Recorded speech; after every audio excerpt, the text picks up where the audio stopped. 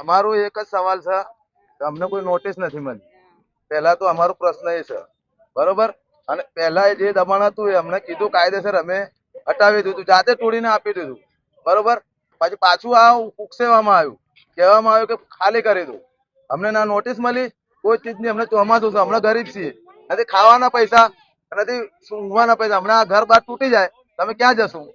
અમારું એ પોઝિશન છે કલેક્ટર સાહેબ થી બધા સર સાહેબોને કે અમારી આ રિક્વેસ્ટ સાંભળે અને જે માપથી થતું હોય 6 મીટરનું 3 મીટરનું એ કાયદેસર લઈ લે અને બાકી બીજું અમારું બચાવવાની કોશિશ કરે. બસ અમારું આટલો આભાર.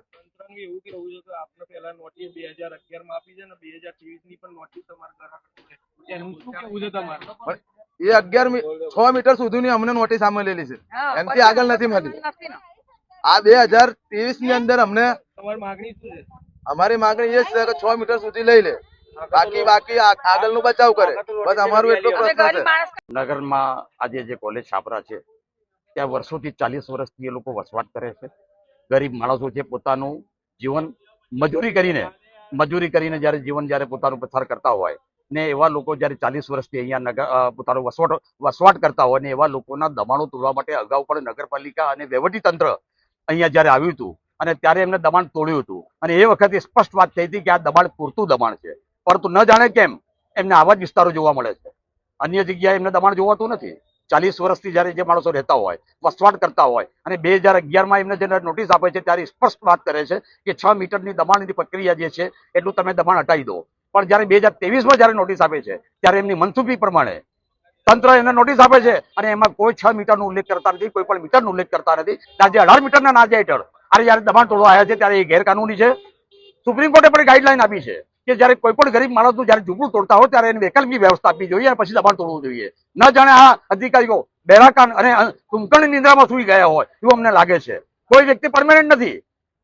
આજે અમારી માંગણી સ્પષ્ટ છે કે 2011માં જેમને નોટિસ આપી છે 6 મીટરની, એ 6 મીટરની મર્યાદામાં જે દબાણ આવતું એ તોડવું જોઈએ. અને આ ગરીબ માણસોનું દબાણ તોડતા પહેલા સુપ્રીમ કોર્ટ અને એક માનવતાનો સિદ્ધાંત છે અને એક માનવતાના સિદ્ધાંત ઉપર એમને વૈકલ્પિક વ્યવસ્થા આપવી જોઈએ. ચોમાસાની ઋતુ આવી રહી છે, ચોમાસાનો વરસાદ શરૂ થઈ ગયો છે. આ માણસો દરદર ભટકશે. શું ભારતના લોકો છે, વિદેશના લોકો નથી કે જે વિદેશ જતા રહે? એટલે આ ભારતીય જનતા પાર્ટીની સરકાર અને આ તંત્ર જે રીતે બેફામપણે આ લોકોનો જ્યારે મકાનો તોડવા આવ્યા ત્યારે અમે સખ્ત વિરોધમાં ભારતીય રાષ્ટ્રીય કોંગ્રેસના તમામ આગેવાનો અને તમામ શહેરના લોકોનો વિરોધ કરીએ છીએ અને તંત્રને કહીએ છીએ કે આપ પણ અહીંયા સ્થાયી નથી, અમે પણ સ્થાયી નથી. આ પાપ તમે જો કરશો તો ઉપરવાળો તમને માફ નહીં કરે. અને અમારી માંગણી છે સ્પષ્ટ રીતે કે આજે અમને સમય આપવો જોઈએ અને 6 મીટરની 2011ની જે માંગણી તમારી રજૂઆત છે એ રજૂઆતના દબાણ તોડવા જોઈએ. એ સિવાયનું કોઈ દબાણ તોડવું ના જોઈએ. એટલે તમારા કઈ પ્રશ્ન હોય તો પૂછો.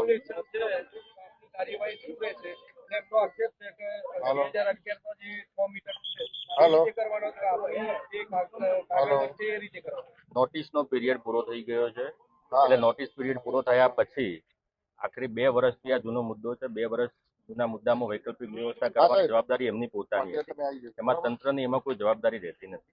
એટલે આજે જે ડિમોલિશન કરવાનું છે એ ડિમોલિશન એ ROW અને એ નિયમો પ્રમાણે જ કરવાનું થશે અને એ નગરપાલિકા અને RNB પંચાયતની સાથે રહી અને SDM તરીકે હું કાયદોની વ્યવસ્થા જાળવવા માટે કટિબદ્ધ છું. બસ એ જ આપણો આશય. એટલે અત્યારે 6 મીટર સુધી થશે કે 18 મીટર એ RNB પંચાયતમાં હમણાં આવશે ને તો એમનો ક્લિયરથી આપણે કરી દઈએ. એ આવે છે, તૈયારી છે.